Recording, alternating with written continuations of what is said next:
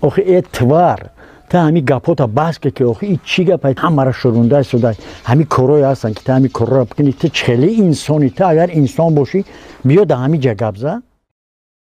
به نام خداوند بخشنده و به نهایت مهربان، دوستان و برادران عزیز، هموطنان گرامی، فرزندای فرزانه ملت، برادرای عزیز، یک نوار دیگه که برای یک دشمن ملت، یک دشمن وطن و یک دشمن فرزندای فرزانه ملت خواستم آشکار کنم و نشان بدم که اینا در حقیقت یک جوگی هستند که از مردم، یعنی که احتیاج مردم به اینا احتیاج ندارن، اینا با مردم احتیاج دارن و باز میخواه بالایی که یعنی که از مردم کمک پرسن، یعنی که جوگیای سوریمنی، جوگیای اروپا. اینا میبینین محمد اقبال صدرالدین خائن ملت تاجیک و چندین سال است که مردم تاجیک در جنگ و شورش تو داده است. برادرای عزیز، فرزندای فرزانه ملت، مردم سربلند تاجیک، شما این شخصیت یگان وقت، یگان بار و یگان نوار شما میتونین نه دستگیری کنین نه باور کنین. برادرای عزیز، دوستای گرامی، من در این مدتی که کوتاه که حتی یک هفته شدگی نیسته من برآمد کرده استم، در این یک هفته علاقه شانتاژ و منتاژ این بدبختی خانه سوخته زن طلاق برآمد.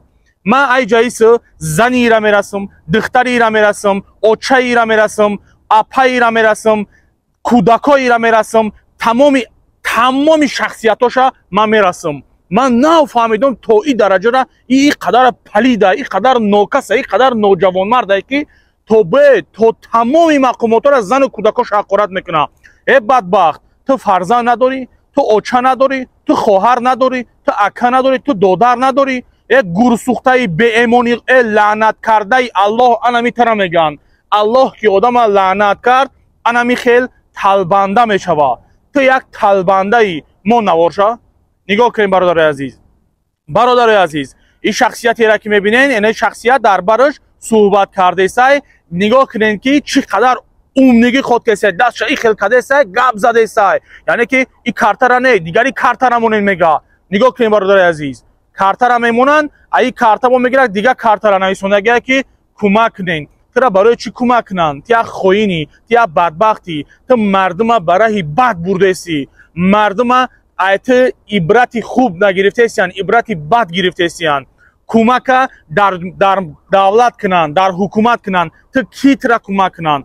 برادرای عزیز، دوستای گرامی، مردم سربلند تاجیک، به این افراد باور نکنین. این شخصیت هایی که شما میبینین، این همه اینا ای شما یک تروریست تیار میکنن، یک نوکس تیار میکنن، یک نوجوان مرد تیار میکنن که شما در همون محله، در همون کوچه، در همون دم و پس کوچه و دیگر پدر و مادر خیش نزدیکت سر برداشتن نمیتونن.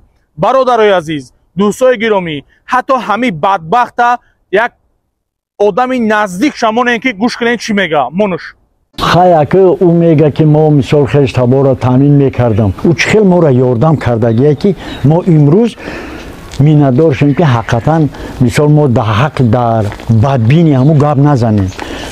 با همون خاطر ما چه از اون دستی کمک مقصد دیدگی نیستیم که امروز در نفس همون مقصد تهمت کنیم که همین طرح همین چیزی که هست عیانه. من ایم رنگ رویم با بیزار هستم، حالا آن که با گپوش گوش کردن حتمی من بیزار هستم. همین مردم هم اصلا گوش کردن همین گپای همون را اینترویوش اصلا گوش نمیکنن، همه با همین گپای بی‌معنیش لعنتش میخونن، گوش کردن نمیخوان که وای خودش میدروه همین را گپ میزنه. همین مردم نفرت دارن با همین گپاش، به خاطری که یک بار شتا خوردن دیگه بار با هم میدونن که همین کارو را با همین اغوا دختر شدن، با جنجال میشون. همین رو نمیخوان مردم که گوش کنن. ای انسان باشی تو همین گپای هستن که تو به همین خاطر. من یک چیز دیگه را گفتنیم که تو خودت خسته همینجا گرفتی رفتی، همه اولت و بردی، آخه بعد همی گپا را زده سوده تیه شرم حیا نمینی که دیگه فکریش کرده نمینی فقط هم خطک های سوده رفته دوجا فکری دیگه آدم ها را نمینی که یا چه حال دارن همی کارا خوبن چی به دولت حق را می ای بعد کار کردار تی اگون منفیت داره چی داره که تا همی کارا را کرده است بس که همی گپا تا ای گپای بی‌معنی هن شخصا من طرفدار تو نیستم ای گوش کردن همی گپای تو هم نمیفورم. برادر عزیز گوش کردین این یک شخصی نزدیکی محمد اقبالی галубой ай. برادر عزیز دوستای گرامی این گپا را ما برای چی میگم که شما این شخصیت ها را باور نکنین و در این شخصیت ها نه پول پرتوین نه نواراشو دستگیری کنین. وقت و ساعتش میشوه برادرای عزیز دوستای گرامی در هر یک کاری کردگیتون جواب میتین. به همین خاطر این شخصیت ها یک سال دو سال نه ای 2002 سال ای 2003 سال یعنی که 20 سال چی دای اینو فقط تنقید تهدید میکنن اگرژت میکنن. ما امروز میریم تاجیکستان هم میگیریم پگاه میریم تاجیکستان هم میگیریم. در اصل برادرای عزیز اینو ای همون یوروپا بیرون برآمدن نمیتونن و همون یوروپا بیرون یگان کار کردن نمیتونن. برادرای عزیز تاجیکو همه بر همه شما دخل داره. این شخصیت ها را این افراد شما باور نکنین ای همه بدبختترین ها همینا ای الکی در برنامه هاشون شانتاژ و منتاژشون معلوم شده است. من برای تو میگم галубой افغان سوار تو افغان ها یک عمر سوار شده گشتگیان. من به تو میگم و من به گپم جواب میتم چه خیلی که در نوار پیشینت گفتی که کک بوده که این نوارایی که میبینین اینای خواهرش اینای خالش اینای یک خیشش اینای دیگرش همه اینا را که ماندم تو در لعنت کرده الله تو گشتی گفتی که یعنی که این نوارا را کمیته امنیت کردگی اگر که ما برم حالی با ما خودم سیانکه کنم در مردم پیشنهاد کنم با تو بگردی میگی که ایرا کمیته امنیت یاردم کرده است یا کمک کرده است یا وزارت کارهای داخلی مرا کمک کرده است یاردم کرده است. نوجوان مردیتونه نامردیتونه نشان میتین یعنی که خطونه در گردی همون 12-14 نفره که به گفتی خطون افراطیا یعنی مقصد به گفتی خطون حرامزاده همو نشان میتین که نه ایرا یاردم کردن خطونه اسپراویت میکنین. در اصل به یاردم این یگان شخصیت من میرم خانه هر یک تا من نشان میتم و هر یک نزدیکت اینترویو میگیرم در مردم پیشنهاد میکنم مردم من نشان میتم که مردم در فیر به شما نغلطه. جوانای عزیز از همه شما احترامانه خواهش میکنم که در این شخصیت ها باور نکنین. این شخصیت ها بدام اخچان گرفتارتان میکنن پولاتونه مثل همون بانکمت واره میدزن میخرن میگردن. اینا مشینیکن برادرای عزیز اینا آدمای ساز نیستن. اینا آدمای ساز باشن اگر یک پول داشته باشن یک مال داشته باشن ای مردم کمک طلب نمیکنن. نگاه کنین برادرای عزیز که حتی کارتای خچ میمونه میگه مرا کمک کنین مرا یاردم کنین. این نوجوان مردی میشوه ایورا همین جوگیای ساوریمنی طالباندای اروپا میگن یورا اینا را نه تاجیک بگین نه تاجیک زبان بگین نه با تاجیک مانعشون کنین و نه با تاجیک نزدیکشون کنین.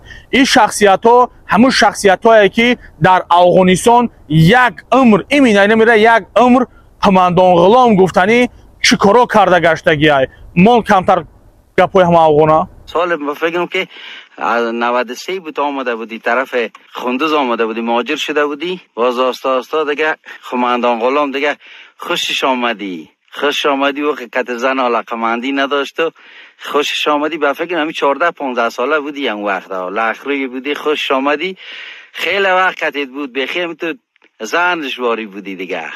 قماندان غلام یکم قصه میکرد میگفت که ما باور میکنیم میگه که 4 تا زن دیگه بگیرم مزه که ما از اقبال دیدیم از زیر نخواد دیگه دیده باشم در لباتت. خیلی که قماندان غلام والا کارا کردی و باز یک چند وقت بودی قریب خیلی وقت 3 سال و چقدر رسوایی شد چقدر گپا شد پدر بیچارهش چقدر عذاب کشید آخر بچهش پدرش خرید از پیش قماندان غلام تا بیخ میگفتن او عادتش بود که لواتت میگفت تا که این بیخ نزنه میگفت که کیف نمیکنم لذت نمیبرم دیگه. باز چی کرد باز خریدش با فکرم که از پیش قماندان غلام باز خیستی رفتی طرف ایراد چند وقت هم ایراد بودی باز бисёри бад намемонем аллакай фаҳмидем бародари азиз бисёри бадаш уже бемаъне бад меро иҷа модаро ҳам тамошо кардесиянд хоҳаро ҳам тамошо кардесиянд ва вақте ки занг задан бисёр дар ҳар як видеом занг мезананд ки додар мо гапҳои туро гӯш мекунем биё ҳами гапҳои ҳақората кам кун ба ҳамин хотир ман ҳақората ман мекунам ҳақорат ҳамун вақте ки яъне ки ин лаънат кардаи аллоҳа ин муханаса ин галубоя яъне ки ман гапҳои бачанд агар ки бифаҳмам ман ҳақорат мекунам прямои открити ҳақорат мекунам дига и хел не ба ҳамин хотир бародарои азиз шукронаи тинҷӣ кунен шукронаи ободӣ кунен шукронаи тоҷикистони азиз кунен шукронаи роҳбари давлат кунен ки алҳамдулиллоҳ ин қадар ободию тинҷӣ ва ин қадар тоҷикистони азиза дар тамоми дунё муаррифӣ карда бародарои азиз дӯстони гиромӣ наворои ояндара пайгирӣ кунен ва наворои ҳозирара дастгирӣ кунен натарсен мо ягон миллатфурӯш нестем ранги ҳаромзодаҳои лаънат кардаи аллоҳ ёро очаҳошон оқ кардагай отаҳошон оқ кардагай ина на аллоҳ мебахша ва на муъмин ва на як мусалмон ба ҳамин хотир бародари азиз ба ин шахсиятҳо бовар накунен наворои ояндара интизор шен. Ассалому алайкум ва раҳматуллоҳ.